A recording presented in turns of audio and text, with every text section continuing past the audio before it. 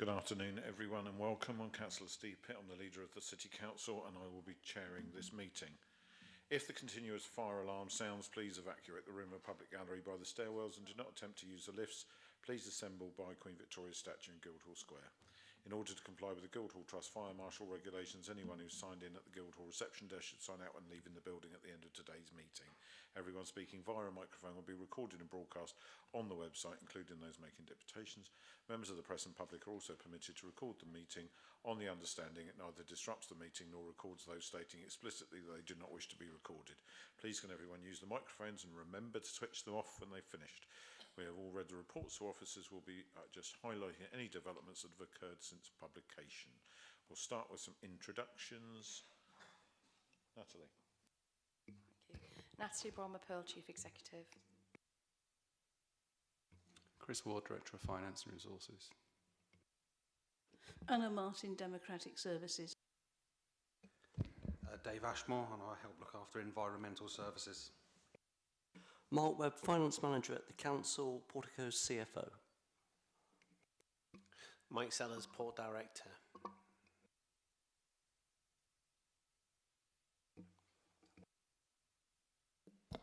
Alison Critchley, Head of Sufficiency and Resources in Education.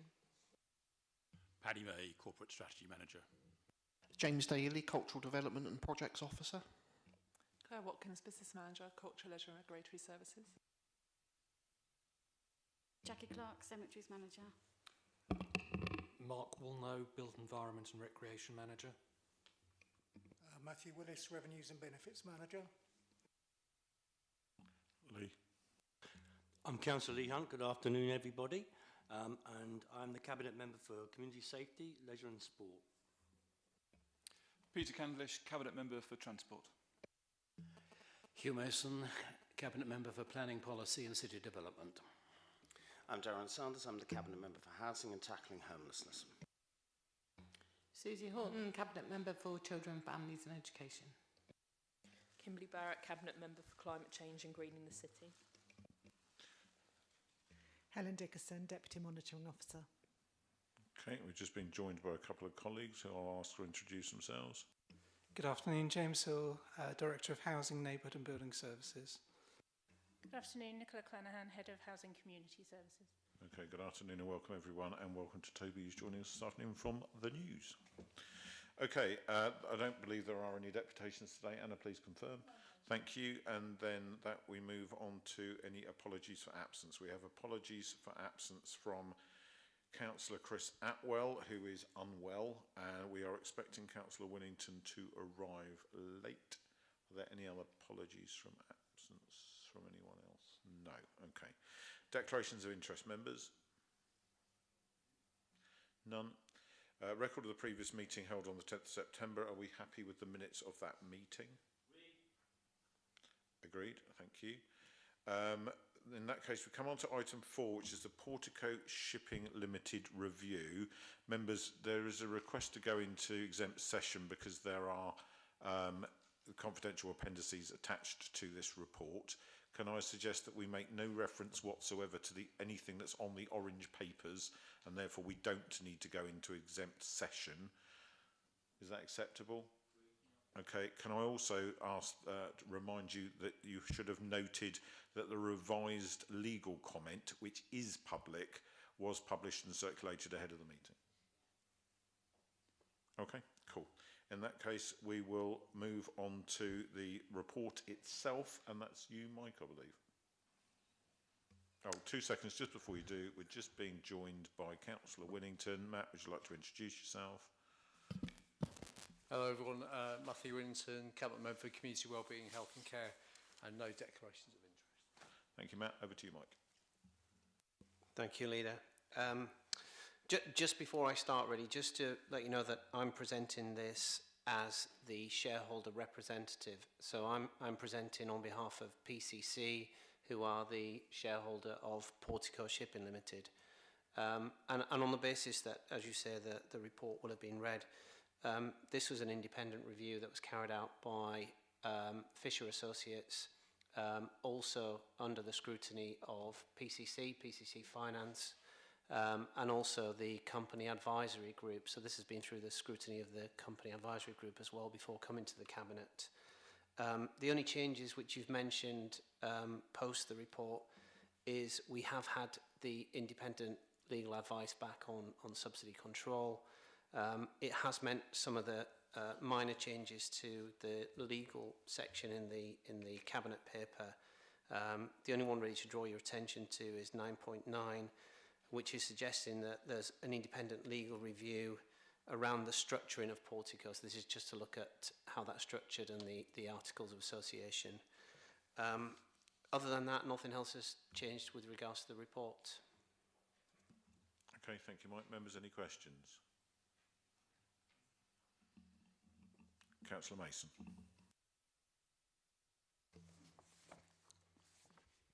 The 3.1.2, the annual returns to the Council as a whole, is forecast to become positive from 27-28 and profitable in Portico profitable in its own right from 31-32. How far is this based upon the intended acquisition of new business, and how far from the general upturn in the economy?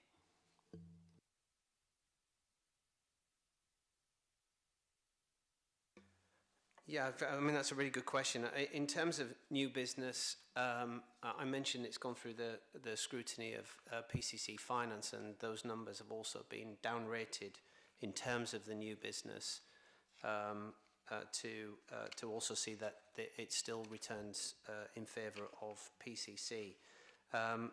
It's an element of all what you've mentioned, Councillor Mason. There will be new business that will be needed to help turn it into a profit, but at the same time there's legacy agreements that need to get back in line with inflation in order to help with that growth in the economy as well. So I can't say exactly what that split is, but it's a combination of the two.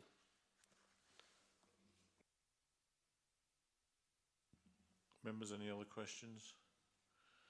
No. Okay, then we are being asked to do two things today. We are sending this on to full council in a couple of weeks' time, and you'll note that in under 2.1, there are specific recommendations for the full council meeting, and under 2.2, there are cabinet recommendations listed as 2.2.1, 2.2.2, 2.2.3, 2.2.4. Where there are additionally 4 bullet points. Are we happy with those points? Okay, there are also 2.2.5 through to 2.2.8. Are we happy with those recommendations? Okay, in that case, on the basis that there are no dissenters, the Cabinet is approving the recommendations that are delegated to us. Members, are we also happy to refer the further recommendations through to full council? We are. Okay, on that basis, we're done then. Okay. Chris, you're looking at me, is that okay? Yes, fine, Chair. I was just going to respond to Councillor Hugh Mason's question. There is a table within the orange papers which should answer your question, Councillor Mason. It does so, but only partially. Okay, everyone happy? Okay, in which case, thank you very much to Mark, Mike and Steve. Item 5 on the agenda this afternoon is the Portsmouth Cemeteries Delivery Plan. And Claire, that's over to you and Jackie then, and Mark. Thank you, Leader. So we were here back in February when we brought the draft plan for you, Cabinet, to approve for us to go to consultation. And we went to consultation for 8 weeks from the middle of February.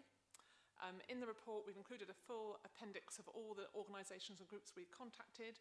We advertised online, and we also advertised at our actual cemetery locations to make sure we could reach a broad and representative group. We had 351 responses, and the consultation report confirms that we had 82% agreeing or strongly agreeing with the priorities that we identified. We have made some changes to the delivery plan, but you'll see from the report, in consideration of the consultation, that the changes are only very minor. So we're just now including our library service outreach team as part of the work stream, and we've updated some of the terminology in the plan. And we're hoping that the plan will help us with bids for external funding. Thank you. Thank you for that. And we're noting that this will sit alongside the Portsmouth local plan and the Parks and Open Spaces strategy that we have already adopted. Members, any questions? Hugh? Looking at the action plan, which is added as at the end of this, number 12 in the action plan is to review options for exclusive rights periods. Can we be assured that when you have reviewed that, if you come to a conclusion about changes, that will be brought back to Cabinet and to Council for approval?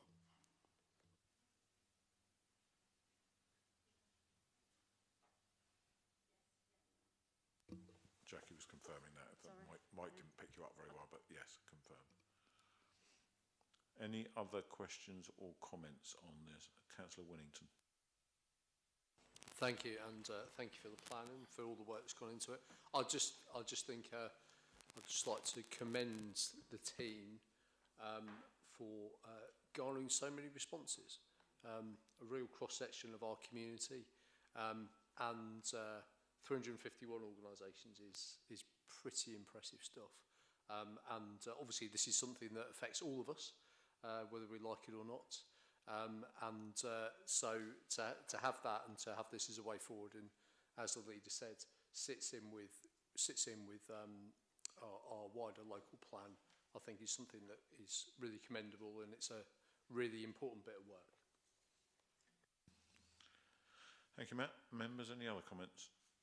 No, in which case I'd just like to echo Councillor Winnington's remarks there in terms of the quality of this and how engaged it has been. And thank you all very much indeed for doing that, and Jackie for so ably leading the team who do so much to support residents at what is often an extremely challenging and vulnerable time in their lives. So thank you very much indeed. Members, are we happy with that? We are. Good. Okay, thank you very much, and that is agreed. And we move on to item 6, which is the heritage strategy. Mr. Daly, over to you. Thank you, Leader. This report is to seek Cabinet's approval for the Portsmouth Heritage Strategy 2024 to 2034. The vision is to create a city where our heritage is understood, celebrated, and integral to the city's life and success, as we know that heritage matters a lot to our residents and communities and plays a big part in life in the city. The strategy supports Imagine Portsmouth, the shared city vision towards 2040, and will give us a basis to work collaboratively with partners, stakeholders and funders, and it will also provide an umbrella for a range of other strategies, policies and plans across the authority. Just to summarise a few key points, the strategy uses the UNESCO definition of heritage as tangible, intangible and natural. Obviously that's very broad, but we think it's particularly relevant to Portsmouth given the relationship between the three here. Obviously Portsmouth has a very high concentration of heritage assets for a city this size due to our role as a naval dockyard and army garrison town. Many of these are in the authority's care, and we have invested funding in assets across the city over a very long period, from the forts on the hill to the seafront. And we've also secured external funding for projects such as the Hot Wall Studios, the D-Day Story and Victoria Park. Finding financially sustainable uses for heritage assets is obviously going to be key to their future and to support the city's aspirations. So the strategy includes a formula to help prioritising investment into heritage assets based on their status, their condition and their potential impact. And obviously with a significant collection of heritage in the city, collaboration is going to be really important. We're lucky to have organisations such as the National Museum of the Royal Navy, the Mary Rose and the Portsmouth Historic Quarter. Historic England have a base in Portsmouth at Fort Cumberland, and the University of Portsmouth as well do lots of work around heritage. Thank you, James. Councillor Hunt. You said 4 o'clock, 4:45, is that right? Okay. So what I want to thank you very much indeed, James, and for all your support for the city and for the council over so many years. And I'm glad you're with us and staying with us. I have to say, you know, he talks about, James mentions from the hill to the sea, the natural heritage as well. And sometimes you can't see the wood for the trees, because this heritage is all around us. And it's one of the reasons why people come to Portsmouth, and that the visitor economy is just so strong. And this plan, along with the city local plan that you talked about earlier, ties these things in together. And, you know, I'm going to say this because James mentioned some things there, which was the D-Day story, the hot walls, and there was another thing that he mentioned that I can't remember now. But I have to say this council has to pat itself on the back, because I remember when I first joined the council that these heritage assets were seen as a burden. They really were. They were there, but they were closed. And all we used to hear at budget time was how we were going to make savings around Southsea Castle, how we were going to underpin Southsea Castle's walls, how we were going to sort out hot walls, how we were going to stop the sea coming in. And what we set out to do all those years ago was to make these heritage assets, to a larger or lesser degree, help to pay for themselves. So I remember that when you were part of the cultural partnership and you helped us open up the Square Tower, for example, very successful businesses are in there. Same with the Round Tower now, and at Southsea Castle, a range of businesses, including a microbrewery, wedding venues, and indeed even Charles Dickens' birthplace. I don't think too many brides have stayed there overnight, but it's there for anybody who wants to go do that. So this is what we've done over all these years, and that is one of the reasons why we link it into something else, which is the way this city manages its money. You know, we're not bogged down by political dogma as Liberal Democrats. You know, we don't think the state or the council should do everything, and we don't think that business should do everything. There's that pragmatic centre, getting on with things that we represent, that I think has helped enable Portsmouth to flourish, along with the enormous number of voluntary groups which we have helped seed, not least here at the Portsmouth Cultural Trust, because I was in on that at the beginning, as I was the D-Day story, as I was the hot walls, and a bunch of other stuff. And to have seen this over 25 to 26 years change enormously. So that the budget now, we talk about investing in heritage structures and assets and helping them, and indeed working with partners, Network Rail, a whole range of partners. It is absolutely enormous the work that James is reflecting in this report today.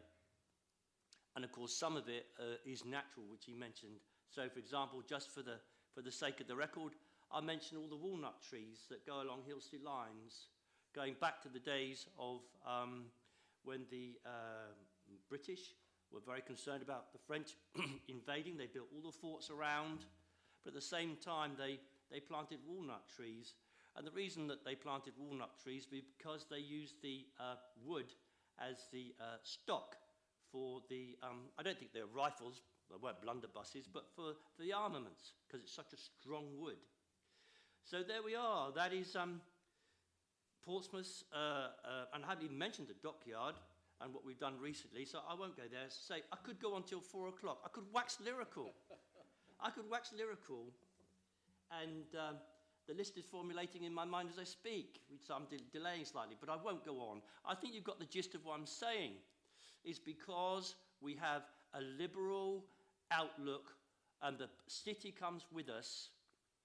It understands the importance of not being driven by dogma, but by being driven by pragmatism, that James is able to come today with this report, this wonderful report, to us, and we're going to move forward, ever forward, all the time that we do this sort of thing.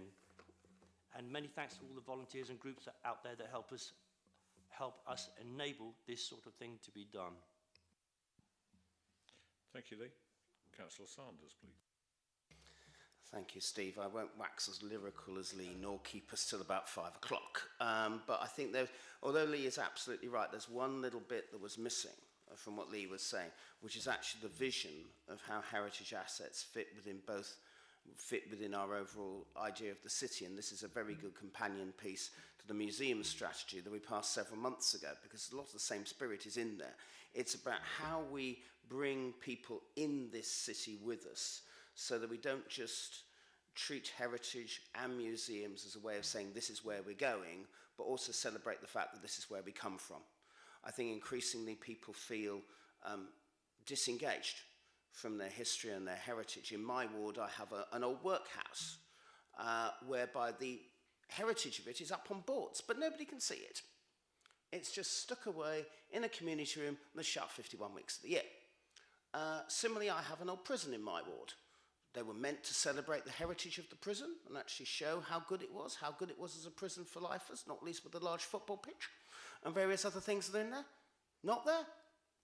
We have to change that, because if we're to bring people with us in terms of how we can change the city for the better going forwards, then we have to work with them about celebrating where we have come from as a city.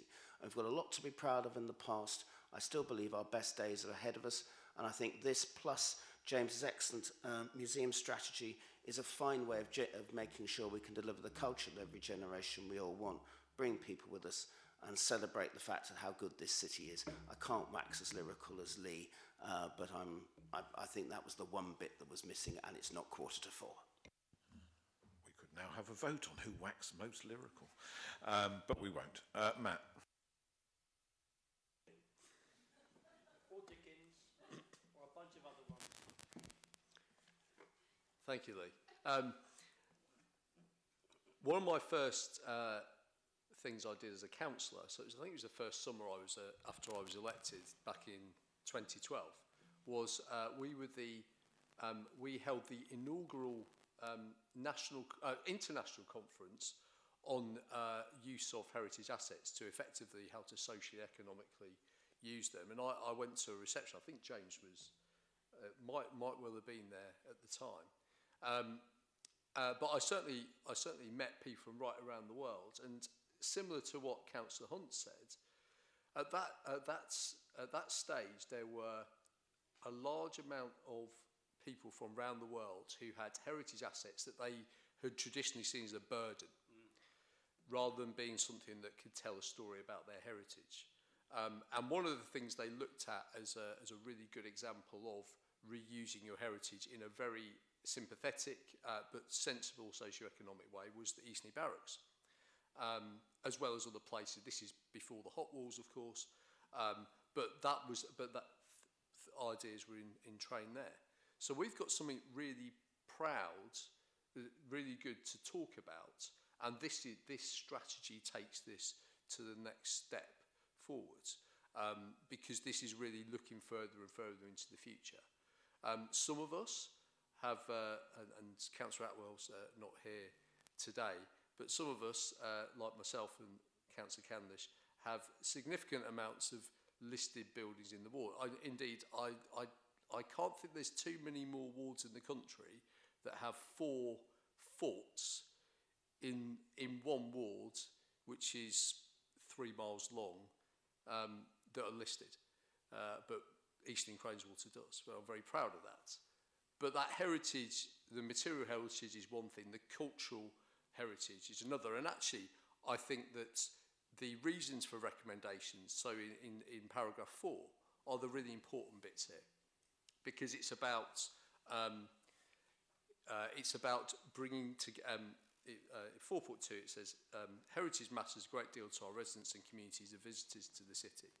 It can play an important role in fostering civic pride, a sense of togetherness and community cohesion, as well as delivering significant health and wellbeing benefits. And I don't think you can underestimate that. As an immigrant to the city myself, albeit I might just about have my residency permit after 22 years,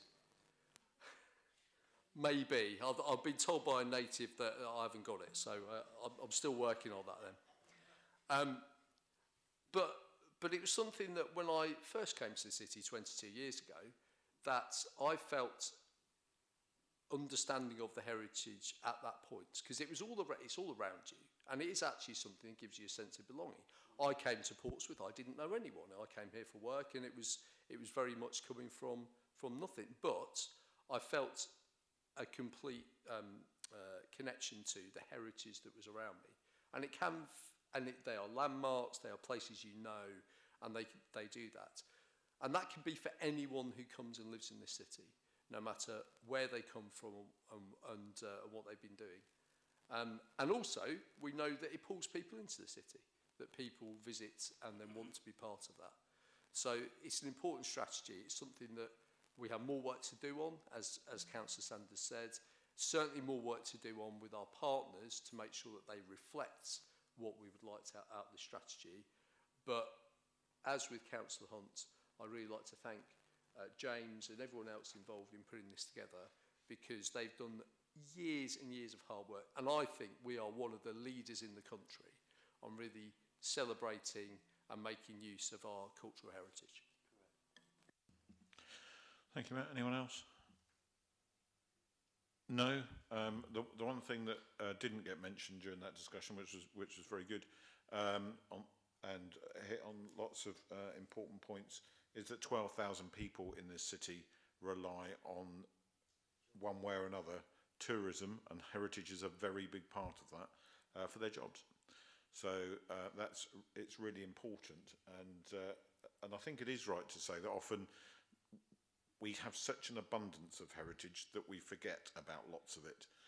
And I was minded by last year when the Garrison Church was reopened in Old Portsmouth and had been refurbished, and how fantastic it looked when we went down there. And it's something that I walk past every single Sunday, and I barely give a second look most of the time because I'm just so used to it being there. But for other people visiting our city who are not surrounded by those things all the time, they find a huge amount to see and do and enjoy it, and that brings in billions of pounds into the local and regional economy. So very important, therefore, that we do have a strategy to nurture and protect those assets, because they are assets.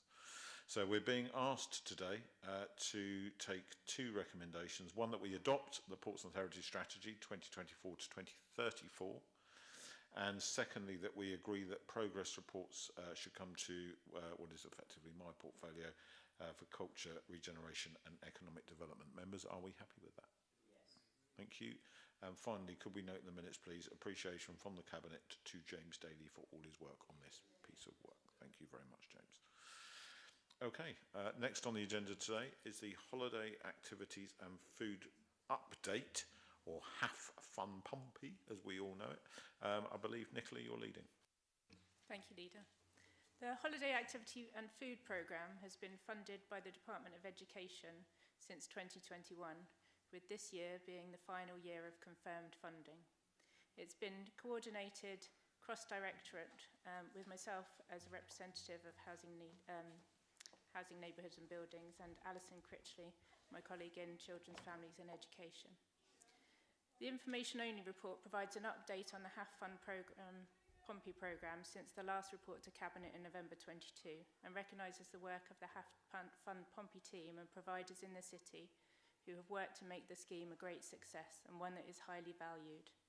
The positive feedback received from attendees and parents is noted, as are examples of positive outcomes that have resulted from the programme, not only in growing awareness of the importance of healthy eating and regular exercise, but also resulting in improved engagement with school, theatre scholarships, work experience, and an overall growth in confidence in exploring what our city and local area have to offer. The report acknowledges the work that the HAF Fund Pompey team have done to maximise the benefits of the team, for example through commissioning family days alongside holiday clubs and creating promotional material with additional benefits such as HAF toothbrushes, water bottles and food portion plates. The report notes the extension of the HAF programme to ineligible families through the use of the Household Support Fund. Our teen summer sessions run this year were a particular success. Following recent confirmation of the 6-month extension to the Household Support Fund, it is hoped that the HAF offer can continue to be extended over the final few months of the scheme to non-eligible households impacted by the cost of living crisis. Aware of the short-term nature of the scheme, the HAF Fund Pompey team sought to maximise the benefit locally and have taken the opportunity to upskill providers, for example in their safeguarding practice, and to better equip them so that there's a HAF legacy. So silent disco kit, a smoothie bike, camping equipment are all examples of items which have enabled half delivery but continue to be used in the longer term. Partnering with the library service, Bikeability and museums has brought additional benefit, and those links with providers will endure. HAF is a grant-funded initiative and is one that is unable to continue without continued financial support from the Department of Education. The team have promoted that partners register with Ofsted so that childcare contributions can be used towards continued attendance at provision, but this only represents 1/3 of the current offer.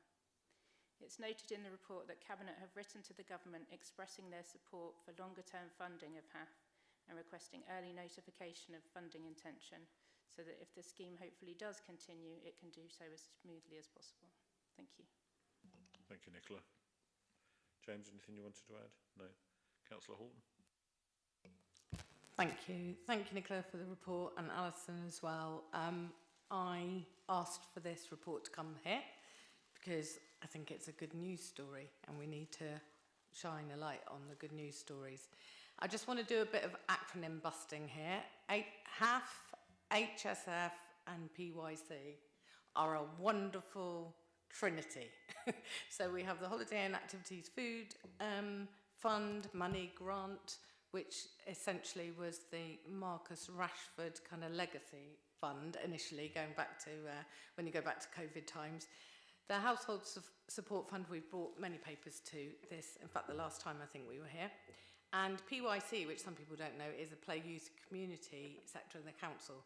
And actually it's because of the strength and the established high quality provision of PYC that we were able to make the most of HAF and HSF, and we've been able to do that. I think there's a couple of points I want to make. One is that actually this has been a cross-directorate thing. We are one council and we have played to our strengths over this. The second thing is that this sits within our statutory as well as our non-statutory responsibilities, in the sense that for me this is also embedded in early help and all the work that we do in children's services about giving people opportunities to have the best start, but also to support families in it, realising that it's never too late to be able to change things for the better. Another point is that we've worked really closely with our voluntary and community sector, and I think Nicola explained really clearly that if the worst comes to the worst, that we're actually going to give a legacy where we can continue good practice across the city. The examples in the report are really powerful, I think, because it's sometimes when you go down to individuals and you look at the impact, and lots of us councillors have visited provision over the holidays, and you actually see the difference it makes for individual children, but also their families as well. But, and I suppose this is the key point, like a lot of things, there's a cliff edge in March 25. I think within just children, families and education, I think it's many, many millions, like 12 million or even more than that. So we need to plan for the future, and we're stymied by that because of this potential cliff edge. So we know we've written, but it's not just the HAF money, it's the Household Support Fund money, and loads of other grants that are going to really jeopardise what has become very, very, very well established and good practice across the city. So plead to the government, please listen to what we do well, and we have done it well.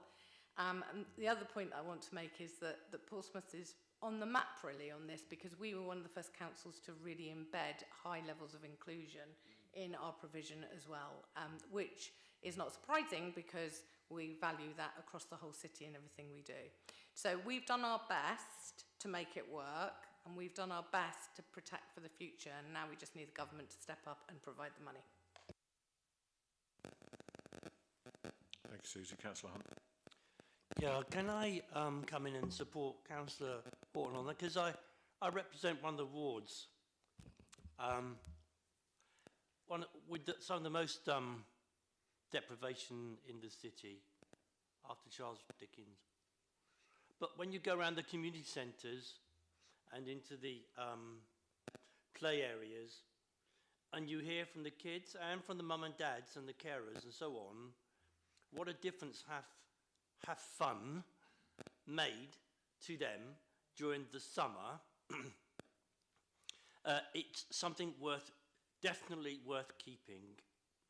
And what I keep hearing about changeovers of government is that they look at these things and they sort of rename them and they come back in a different guise. But we do have two MPs here who are in the governing party, and I really would appeal to them to talk to the government to make sure that this programme does continue. I hope it does, but I'm minded and concerned, on the other hand, that I heard the other day that the government thinks our homeless programme is too expensive. It's been an enormous success, the same way as HAF. So I hope very much indeed that when it comes to funding, and we're looking forward to the budget, the upcoming budget, that we may see these sorts of initiatives returning, perhaps by way of a different name, but giving our kids and our young people, 11 to 16 and more things to do. And Councillor Horton is right. Again, this council does step up because it's got its ducks lined up, it's got its money under control, and it works with partners in the same way that we did with HAF. So we're building new centres for children. We're teaching children how to swim. We continue during the summer holidays and all year round to do free swimming for young people. And we're building a new swimming centre, even though it was opposed by one political party, which I never ever understood. And of course, we're doing a whole bunch of other things in my own ward, in Stanshaw. A new community, new youth centre is coming, and two new youth workers will be attached to it. Working in partnership with business. So working in partnership with business, working in partnership with government, the council, members of parliament, and a whole range of people means that during the summer, young children, and all year round, young children benefit. And that's the name of the game, isn't it? To always be improving things. That's why we're here, to make life things better for people. And that's what we do here. So I'm really pleased to see it. I'm glad Susie brought it here. I'm sure, and the news, of course, does a great job in the summer too, telling people about where all of these events are. So by all working together, it really makes a difference. Okay, members, anyone else? No? I did just want to tease out a couple of the comments that members have referred to on page 176 of the pack. My child is much more positive about himself and his capabilities. The children are not usually able to do activities like water sports due to lack of family finances. This has increased their confidence, given them priceless opportunities, a hot meal each day, and help them transition back to school more smoothly. And I like coming because I get to play with my friends. It's really nice food. If I wasn't here, I'd be playing on my own at home. All of the comments and the feedback are of a similar ilk. Now, we as councillors and part of administration look at lots of different funding opportunities that are out there, lots of things that we try and secure money for the city.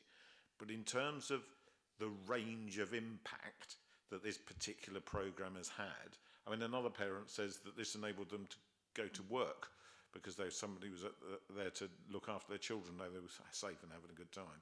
If you actually look down that list of impacts, I can't think of another grant funding programme that touches so many people of different ages and different backgrounds, and with different levels of ability and different mental health issues, different physical ability issues in such a strong way. So really clear message to this Labour government, and I said this at the last meeting, and I keep saying it until something changes. You told us before the election that you would listen to local authorities, that you would not be like the last government who just did to, but you would do with. So your first action was to take away the winter fuel allowance without any consultation with anybody, and then basically tell senior citizens that they should come to their local council if they needed support, when you've provided no more money to do it. You've also started early release of prisoners without any consultation with local authorities whatsoever, increasing our housing burden. You have also left it till the last possible minute to announce an extension to Household Support Fund in the same way that the previous government did, and then when you did announce the extension to it, you'd left it until the day before it was due to be introduced to give us the guidance. So, colleagues, there's something I keep quoting. You remember my association with the music industry. There was a band called The who did a song called Won't Get Fooled Again, and the last line of that song is meet the new boss, same as the old boss. If the government does not renew HAF, that will be an act of harm on every community in this country. And we will take that very seriously and we will lobby for it. And if our MPs don't come through for us, then they will have to face the consequences. I'm not saying this to posture. This programme matters.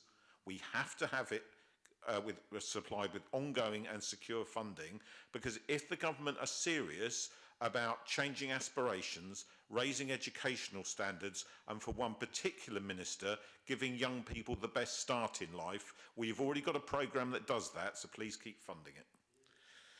So it is a noting report.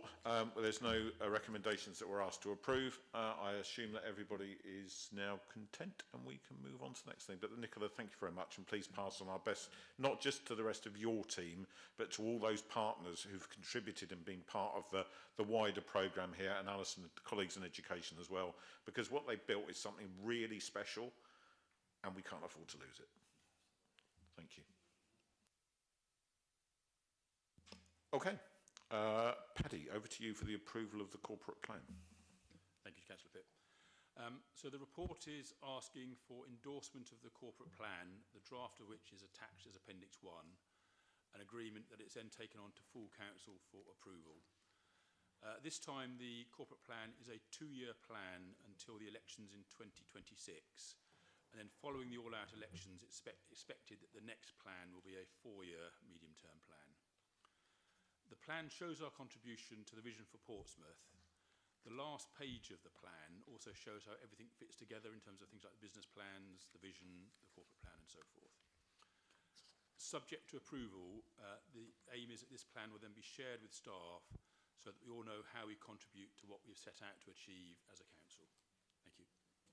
Thank you, Paddy, and thanks to you and Kelly in particular as well for all the work that's gone into this, and thanks to Cabinet colleagues and other officers of the Council. We've all fed into this process to make sure that we have a corporate plan that is fit for purpose and ready to take us through to March 2026. Any comments? Susie. Thank you. I think corporate plan sounds quite a dry term, so I'm just going to try and bring a bit of colour to it. Because in actual fact, I'm really proud of this corporate plan. I think it's really rich, and I think it's rich in ambition. It's rich in protecting high quality services in this council that sometimes are taken for granted. And we don't take them for granted. We work really, really hard to maintain some things which other local authorities we see every single day are having to jettison because of their finances. So the amount of work, and this goes out to all council officers as well, the amount of work that is almost like under the radar that enables us to not only maintain those services but also carry on doing a lot of the work that we have been talking about today, which we're really proud of and should never be taken for granted. Sometimes things are all a bit doom and gloom. We're constantly reminded of every little mistake, every crisp packet down the road, every bin left out, and every minor thing that could possibly be not perfect in the city, and we don't spend enough time shining the light on the stuff that is really, really good. So one of the things I asked Cabinet, not everyone got back to me, was I asked a question which was, in your different directorate meetings, how many times do you hear we're leading on this? the DFE have come to us to ask our advice on this. We've heard some already today about our HAF programme. We know the DFE have come down to look at our HAF programme. Councillor Hunt was talking about the heritage stuff that we're known for. We know that the port have gone and that we've won awards at the port. In my area, I know that we're invited to speak nationally on neurodiversity and ND profiling tool that we set up. We got a massive grant and we're leading on work around inclusion and SEND. We introduced family safeguarding. We introduced the Mockingbird model of corporate parenting. We are the lead on a regional fostering agency project. We have done solar investment. We have led on bus regeneration and use post-COVID. We have a good reputation around finances. We have a multi-award winning energy team, and I could go on. There's 3 reports already today that have used that phrase without me teeing it up. And I just think that, first of all, the thanks need to go out to all the officers that enable us to do that. But also it is the ambition of this administration to never ever take for granted what we do well and to keep working hard and to bring in more. And I think it is a great city and there is so much to be proud of and positive of. And this corporate plan, the dry term corporate plan, actually is the basis of that rich information within it. Well said, Susie. Thank you very much, Councillor Lee Hunt. Well, she's outdoing my waxing lyrical. They're learning from me. They're learning from me. Anyway, so I just want to add to it. I think I remember, didn't I, Councillor Horton, that you even went to Canada and you gave a speech on how we do all these things. I think it was Canada or that way. Pardon? New York. Oh, New York. Wow. So a soon-to-be Democrat state again. And yeah, you went. So we are known across the world, across the region, across England and Wales, Scotland, Northern Ireland, for what we do here. And it is really actually quite extraordinary. We do all of these things, and I know, Leader, that you are proudly wearing your Team Portsmouth badge today, and I've no doubt at all you're going to mention that quite soon, so I don't want to steal your thunder. But, you know, it's around lifelong learning, the literature assets that we have, yeah, Kipling, Dickens, and all these things that we value, and we do utilise them in order to, within our plans, corporate plans and otherwise, to improve the health, welfare of our city and particularly children. And it would be wonderful, wouldn't it, if a government would actually start to actually deliver on education, education, education. Now, where have I heard that before? We have a new Labour government, rather. Let's see them start investing in education, and as Councillor Horton says, to give the children the best start in life, because education and understanding and learning is the key to everything, the key to reducing violence, the key to respecting one another, the key to improving your health and everything else around you, the key to not littering, the key to civic pride, and a whole bunch of other things that I could mention. Education is key to everything. But there is a divide in this city. It's not the one that's emerging right now over race that's being promoted by a particular group of people on the council, or religion. That is not the divide. The real divide in this city is poverty. And we've got to move forward in tandem with this government to improve opportunities for people in this city. We as a council can do so much. We only have so much money. We manage it well. The corporate plan helps us to manage it well and to target resources. But that education is so important. It teaches children how to behave well, and parents too. So thanks to everybody for all they do. I've probably gone off a little bit, but it's so important to talk about education, community, and how it's the bedrock of Portsmouth and Team Portsmouth. That's your cue, Leader. Why, thank you, Councillor Hunt. But I'm going to defer to Councillor Mason first. Thank you. I would like to thank Paddy and his team for this document. It is a remarkable document because it shows that we think consistently and coherently. The case studies which are here show what we are doing, and it shows where we have been successful in doing things. But it also builds upon those. The plans which are set here are not just drawn out of the air. This is somebody's grand idea. This is part of an ongoing, coherent strategy. It is very well put together, and I would thank Paddy for it. Thank you, Hugh. Matt? Thank you. And in the sense of collaboration, that's exactly what I'm going to talk about. So Portsmouth people value, in our corporate plan, collaboration. That's the first thing, the most important thing of why we can do what we do. Councillor Horton's been mentioning about some of the things we lead on. I would add we have the only fully integrated learning disability service in the entire country, which we've had for quite some time now. Other people look at us and say, how do you do that? How do you do that? You do that by collaboration. It's about having trusting relationships, not just with other organisations, but also with your community. And as Councillor Hunt said, I think the leader might be talking a bit more about that in his comments shortly.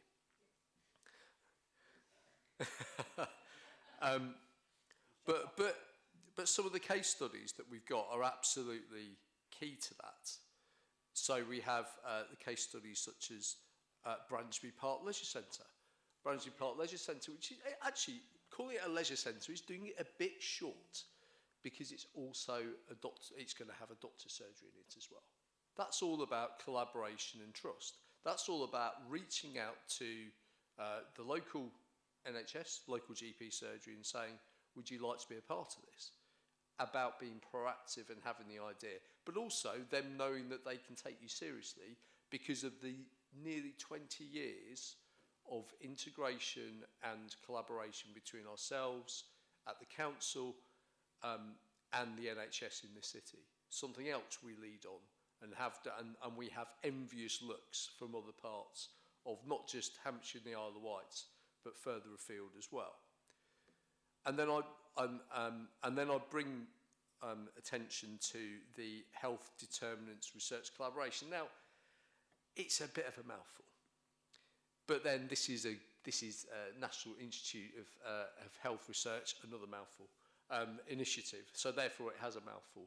But it's a really, really important bit of work that we have £5 million worth of funding for, because this will underpin the things we can do for this city. It will give us an understanding of everything, not just for this council, but for other organisations as well, including the private sector, as well as other statutory organisations and the voluntary, community and social enterprise sectors. But it's the only one in the country that has a real focus on using the community to drive it. So using effectively community-led people to do this work. So again, it's another thing we're leading on, but we're not doing collaboration there because, oh, it seems like a good thing to do. We're doing it because that's what comes naturally to this city and in particular this administration. The way that we know we don't have all the answers, and the only way that we can do as well as we have done is by working collaboratively and working with partners, working with the people of this city. So this is a corporate plan which, as I say, number one is collaboration, and everything else flows from that.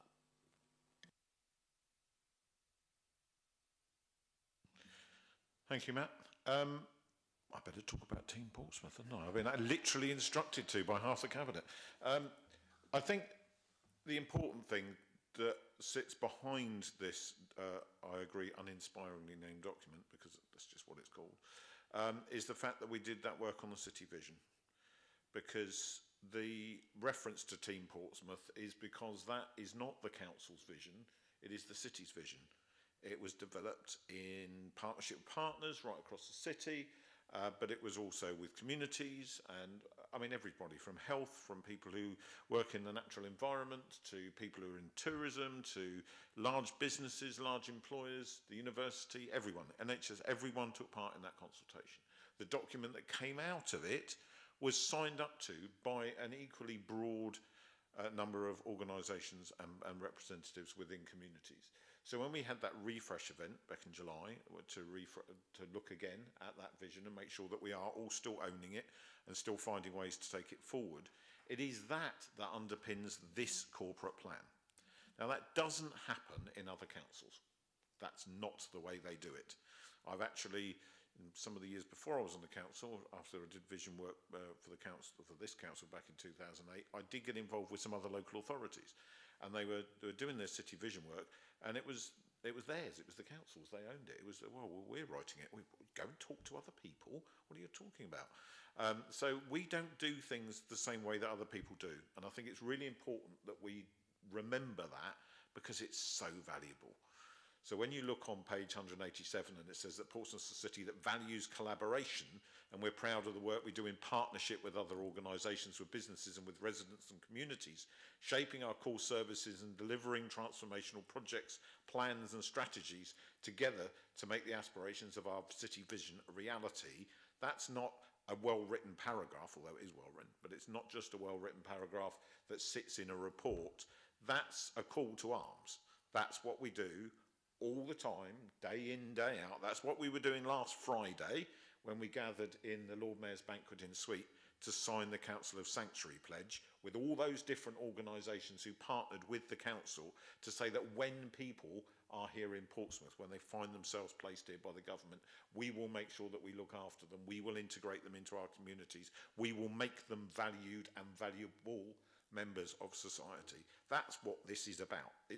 Corporate plan's a dull document, but it's actually a call to arms, not just within the council, but to all of those partners that we work with who are #Team Portsmouth, without whom we couldn't do what we do, but also strongly want to recognise the BAU that goes on within the council, the business as usual that's done by literally thousands of people, week in, week out, every month of the year, year in, year out, with people. I mean, Lee referred to a council officer earlier, and today's been in council well over 20 years. People stick around and they work very hard because they're embedded in their communities. And we must never, ever take that for granted, nor should we ever do anything, ever do anything that undermines community cohesion in the city and puts all of that at risk. Okay, are we all happy to adopt the corporate plan? Thank you very much. And thank you, Paddy, and please pass those thanks back to Kelly as well, because we know it's a long process to get it right. And now we turn to other exciting matters. The Revenue Budget Monitoring 2024-2025, first quarter to the end of June 2024. The Director of Finance and Resources, ladies and gentlemen, Mr. Chris Ward. Well, thank you, Leader. How do you follow that? Okay, just a few points of elaboration, probably spoken about quite differently than the way it's written in the report, but I think what's important to recognise is this is your quarter one report, obviously, and we're forecasting what we anticipate the financial outturn will be at the end of this financial year. But what you're seeing in the report is that you've got three key areas of financial stress, and they are the areas of financial stress that are being experienced across the country. So it's not unique to Portsmouth, but for us, it's children's services, it's adult social care, and it's temporary accommodation. They are the three key issues in terms of the financial challenges that all councils are facing at the moment. For us, all of those spending areas are giving us an overall financial problem of around about 6.8 million for those key areas alone. That is offset to an extent by some of the work that we do around our treasury management activities, but also we anticipated some of these risks. We weren't able to quantify them at the time of the budget, but we certainly anticipated risks around temporary accommodation in the main. And so there is funding provided within the council's contingency for that. When we take away the amount of funding that was provided for those types of risks, then the council is left with a forecast overspend of 3.6 million. Now, you all know that we have an obligation to set a robust budget, and the council also maintains a corporate contingency to help support that. So at this level of overspend, at 3.6 million net, the council is able to accommodate that within its overall contingency. The more important thing to consider is it's the extent to which those financial pressures will continue into future years, because that's not necessarily budgeted for in our financial plans. So the extent to which we are able to manage and mitigate those financial pressures down will be helpful to the council going forward. The extent to which it can't, it's likely to increase the council's savings requirements going forward in order to balance its budget in the medium term. Now, the reason I say that is also because there is a paragraph in the report, and you've touched on it actually throughout the meeting today, particularly in respect of the HAF programme, which are those cliff edges.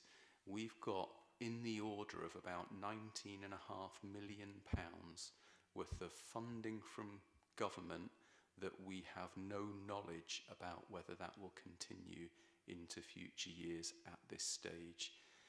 Inevitably, at that kind of scale, in the event that those funding announcements are not forthcoming, it will have an impact on council services going forward. So I say that in the context of the financial pressures that we're experiencing as a council and that the whole country is experiencing, and the uncertainty surrounding £19.5 million worth of council services at this stage. So it will be a challenging budget process next year for sure. There's no doubt about that. But rest assured, the current year's budget, even at a level at 3.6 million forecast overspend, can be contained within the overall budget provision that was approved by council back in February. Thank you, Leader. Thank you, Chris. And for context, I think I read in Toby's newspaper earlier this week that Hampshire County Council's black hole's grown by another 40 odd million, and they're now trying to plug a gap of £175 million. Just for some perspective, I know bigger, but they don't deliver the range of services that we do, because the districts and boroughs pick up lots of stuff. So they're gaps, and it's the same thing hitting them, except theirs includes home to school transport as well. Darren. Thank you, Steve. And as you've just said, basically, although this is not a great position to be in, it's a position that many other councils across the country would kill for, frankly, because it's not just Hampshire. Southampton is selling off the family silver. We hear on a daily basis other councils across the country saying that things like special educational needs, which is one of the cliff edges that's facing us and all councils, may well bankrupt them. And it's a horrible situation to be in, but it's a situation we're not in because of the prudence and the financial approach that we've taken. In addition, also, the thing that's also been missing from the earlier discussion is about planning and going ahead. So with temporary accommodation, for instance, which is the bit I oversee, I've said to the team, okay, try and plan for the next 12 months. And we've provided more accommodation. We're slowly getting people out of bed and breakfast, but still more and more people are coming in. So I know earlier on, Steve, you gave half a dozen asks of this government. I'll probably add another 20. But I think one of them is to give local councils the freedom and the money to be able to invest up front to try and prevent many of the problems that occur. One of the part of the mood music before the election was around a government that would invest in prevention, because they knew if you invest up a significant amount up front, you will save a hell of a lot more later when you have to deal with the consequences. If you invest money to stop people falling ill, you don't have to spend hundreds of millions of pounds dealing with the consequences of that illness, and that is so true of local government. And local councils across the country are perfectly capable of doing that, and that's not a partisan point, it's true, because they're closer to what their communities are. Rough sleeping is a particular cliff edge, I have to say. I don't want to add another £2 million to the budget problem, but we might have to do that, even though government actually praises what we do. And they actually think it's very good. They actually think we support lots of people. It's fantastic. But it is a cliff edge. We simply do not know. Everything from public health through to family hubs, through to rough sleeping, we simply don't know what the deal is going to be. We will know on October the 31st, and we will budget accordingly. But I would say this is something that most councils will kill for. That's partly down to excellent financial planning, but we have to plan for the worst case scenario, and unless the government treats local government seriously and gives it the freedom and the funding that it deserves, we will be in this table in this document is going to be a hell of a lot worse very, very quickly, and I don't want that to happen. Thank you, Steve. Thank you, Darren. Matt? Thank you, and thank you, Darren, for that salient lesson on how local government finance works. The really distressing thing about where we are now is we don't need to be in this situation now, waiting for the end of October. If this government, this new government, that as Darren said, has been, they talk big before the election, they've now rowed back because they say there's a big black hole, which I think everyone knew was there. Anyone who was paying any attention knew was there. And they use that as a reason now to start to be very, very gloomy. But before the election, the Liberal Democrats said, you should do an emergency budget. First thing government should do is come in and do an emergency budget specifically around health and social care and assaulted associates things. So it would include things like rough sleeping, etc. Because the longer you wait, the worse it gets. You have partners, often voluntary community social enterprise sector partners, who are running a lot of our things, where we don't know if the money's going to be there, as we were alluding to before, with these cliff edges. If they knew by the end of August that the money would be there or wouldn't be there, then they and the councils and the health service and the rest of the social care sector could plan accordingly. But leaving it for 2 more months until the end of October puts a lot of places, especially partners, in a very difficult situation. You will have some charities who will not, even if they got funding at the end of October, will not be interested. They will already make arrangements because they cannot survive. They cannot do it sustainably going through until, because it's just too short notice. And it might be less money, in which case you're trying to juggle with things that are less there. So with what has happened in the last 2 years, and I'm talking specifically about adult social care here, whereby the graph of doom, as it is charmingly known within social care sectors, is caught us early. We've got more people needing social care, and their social care is more expensive. This is a couple of years before, 2 or 3 years before we were expecting, but it's hit now in Portsmouth and across the country. So the government knew this was coming, knew this was here already, and yet they've sat on it. We've heard a report from Darcy, which just talks about the NHS. It alludes to the social care, doesn't really talk about it very much. We've had a speech from the Secretary of State for Health and Social Care at the Labour Party conference. Didn't mention social care. It was all about health. Where is that the ideas for people about what is going to happen? My fear is that it's stuck with a chancellor whose mentor is Gordon Brown. Gordon Brown was the genius of making things look good when actually it was underlaid with very little. And I just hope that they don't play smoke and mirrors and that we actually get some proper funding at the end of October. Because we're in a significantly better financial situation than a lot of our council colleagues around the country, but we are still not in a good situation at all. And if we don't get our funding properly now, well, we'll have to wait 29 more days. But if we don't get it now, then we are going to be in a really, really bad situation. So I'd like to thank everyone at the council who has kept us to being only in this situation. But I am very, very frustrated the fact that we have no idea what our financial envelope from government is going to be for the next year, 2 years, 3 years. Thank you, Matt. Anyone else? Susie? Chris will be pleased to know that I'm talking on a finance paper.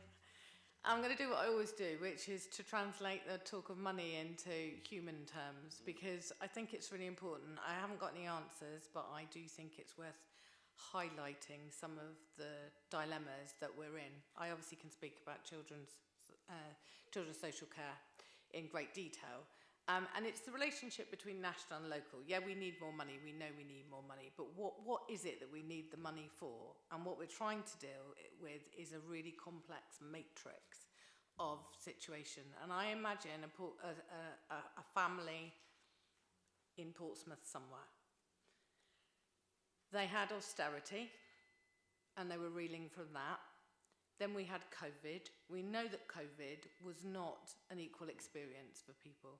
And people talked about the long tail of COVID, and I absolutely don't think that it is over. People have stopped using that phrase, but we are seeing kids going into school at 5 years of age who can't go to the toilet, who can't dress themselves, who don't have basic language. Some of that has to be to do with the social experiment that would never have got through an ethics committee that was experienced by families across the city. And then as they emerged from that, they're hit with a cost of living crisis. These are the most vulnerable people who are hit by all three. This wasn't equally distributed across the city or the country. These are people who were reeling from it, and we are seeing the result of that. And the challenge around the money and how we spend money is that we are learning the variables that we're working with. So what we do know is that we've got increased numbers, so we've got increased demand. If that's what you were dealing with and you knew how much money you wanted, you could probably plan for it. But to make it more complicated is the complexity of need. So actually services are having to be really agile to the needs, and that's the translation of the money is not just about chucking money at something, it's about redeveloping our services to serve those families in the best way that we can, to give them the best chance. And it's partly about finance, money in versus delaying more spending further along. But more importantly than that, it's about giving people the life that they deserve. And the government needs to step up and work with local authorities because we know our communities best so that we can shape those services, and hopefully we will bring down these financial pressures, but more importantly, that we will give those families a fighting chance. Well said, Susie. Anyone else? No, in which case we are recommended that we note the general fund forecast outturn for 2024-25, which is articulated in detail in the recommendations, and then a note that in accordance with approved policy as described in section 6, any actual overspend at the end of the year will first instance be deducted from portfolio reserve balance, and once depleted then be deducted from the 2025-26 cash limit. And number 3, we agree that directors in consultation with the appropriate cabinet member consider these options to seek to minimise any forecast overspending presently being reported, and prepare strategies outlining how any significant reduction to the 2025-26 portfolio cash limit will be managed to avoid further overspending during 2025-2026, which is the longest winded way of saying your first job's to consume your own smoke that I've seen written in a report ever, but well done, Chris. So we're now going on to item 10, which is local council tax support for working age residents, permission to consult. Before you get going, can I be excused because I've got to go to a meeting? I know you for had 3:30. another appointment, Lee. Yes, that's Is that fine. all right? Yeah, of course. So Councillor Hunt will leave us for another appointment. Chris Ward. Thank you, Leader. Just a few points of emphasis on this report. You've all had it and read it, I'm sure. This is a proposal to consult, so it's not a decision at this stage, it's a proposal to consult. And what the consultation seeks to do is to present to you and to the wider community a revised scheme for local council tax support, so the amount of financial support that you would receive if you are on a low income and have to pay your council tax. So the intention is to make the scheme fairer, so that there would be additional support for those on the lowest income. It's to make it simpler. That should enable people to be able to manage their finances better, and it also, as a consequence, should also encourage uptake. That's one of the aims as well. And in encouraging uptake or improving the uptake, there is the opportunity within the new scheme for some applications to happen automatically. And what I mean by that is no application at all if you're on certain benefits. To also emphasise that this scheme, or the change to the scheme, doesn't affect pensioners at all. It's just for those of working age. Consultation will run for 2 months, and there will be obviously a resolution to that consultation and a final report brought back to full council for a decision in January as to whether to adopt the new scheme or not. Thank you, Leader. Thank you, Chris. I think the most important part of this, and why we have to consult on it, is that at the moment we have people who are potentially paying or being asked to pay 20% of their total council tax bill, who are struggling to do so, and therefore, because it's a priority debt and we are legally obliged to pursue that debt when it occurs, incurring further charges down the road, potentially removing some of the benefit they were seeing and adding to their stresses. And a lot of that's being caused by the fact that since the benefit system's changed, particularly over to universal credit, where universal credit gets reassessed every single time your income changes, that means that your council tax bill has to get reassessed every single time your income changes, which means that people aren't able to set up stable payment plans or put things on standing orders where they can manage their budgets more easily. So when you look at that, and then also look at the fact that this aims to reduce council tax to down to 10% for those on the very lowest incomes, which should also mitigate the risk of defaulting on those payments, I think, as we've covered in a lot of detail and extensively today in other discussions, it's really important that we are targeting money where it is needed the most. And if there are other people who are on larger incomes and better able to absorb changes, then unfortunately that is what has to happen. That is the reality of where we are right now. But looking after those most vulnerable families in our communities, some of whom have also got some of the biggest challenges with their family lives, has to be the number one priority for any council, I believe. And I do note that quite a significant number of councils have already made this change long before us, so we should be trying to catch up. So that's my perspective. Any thoughts from anyone else? Darren? Thanks, Steve. I think after the discussion of doom that we had a few minutes ago, it's pleasing to see what actually happens when local councils do innovate. And are given the freedom, because suddenly things start to move and things start to work. Both Lee and Susie mentioned the impact of various things on poor people, many of whom live in council accommodation. And they've had it pretty rough over the last 20 years.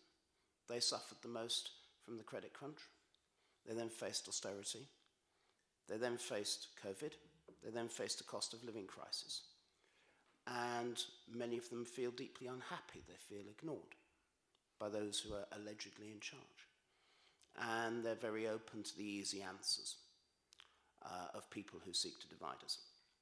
When in fact the easiest answer is just to get someone to listen to them and actually understand what they need to do and actually feel that someone's on their side. And I think, Leader, this is part of a package of measures that we have and we are announcing over the next few days to say to the people of this city, particularly people who feel punished, that yes, we are listening and yes, we are helping. The money we're providing for the Household Support Fund is targeted not at those on benefits, but those that are just about managings those people who are just above the benefit level, who felt the biggest impact of the various credit crunches and the various financial crises that we've received. We talked about the Household Support Fund and the HAF money earlier, again, benefiting many of the city's poorest people. We have this. We have our approach to help those poor pensioners who've been punished by Labour's cuts to the winter fuel allowance. We spent half an hour or so listening to some demonstrators outside and feeling the anger of many pensioners who feel punished, who feel that the system isn't fair any longer, who feel that the government that many of them voted for let them down because they forgot fairness along the way. Well, the transition out of the cost of living crisis is one of the most important transitions we as a council face, we as a city face, over the next 10 to 12 years. And I'm delighted that we as a Liberal Democrat administration could look those people in the eye and go, well, Labour may be ignoring you. The Tories may just be shouting on the sidelines at you. We are going to help you. And this is part of that package. I hope the consultation is successful, and I hope we'll be able to come back with this package going forwards. I hope the precepting authorities are all right with it, because this is a way that local councils, when they're allowed to innovate, can actually help many of the poorest people, and that takes them away from the siren voices who seek to divide us. So, unsurprisingly, I think this is a good idea, Steve. Thank you, Darren. Hugh? Like most of my colleagues, I have spent a considerable amount of time helping people to make the application for council tax support. And on that basis, I certainly welcome the simplification of the application process. It is, as it stands at the moment, it is something which quite a lot of the people on the lowest incomes are finding it's just too complicated to do. And so anything which simplifies this is to be welcomed. And I would also echo what Darren has just said, how important this is to people who are just about making ends meet. It's to be welcomed. Thank you, Hugh. Members, any further comments? No? This might sound a little bit left field, but we've had quite a ranging conversation today about a whole bunch of different things, all of which are affecting every area of policy decision that we make and every area of our BAU as well. And while I was contemplating that, I thought, what is it that goes through somebody's head that says that they think it's okay to take tens of thousands of pounds worth of donations to go and buy clothes for themselves when they're running a country that's in this state, and not donate that money to charities to help the people who are in this state? Thank you all for coming today. The local council tax support scheme is approved to go out to consultation. Thank you, Chris. And members, thank you for your considerable time this afternoon.